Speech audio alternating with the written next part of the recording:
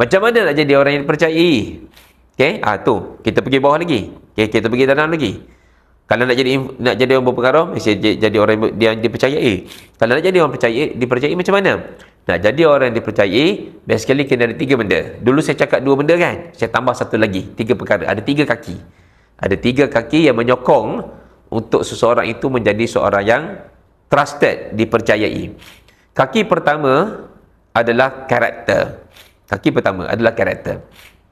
Okey, karakter tu apa? Karakter tu adalah sikap, tabiat, sikap tu attitude kan, pemikiran, the way dia perceive thing, cara dia berfikir, cara dia menghadamkan sesuatu, alright?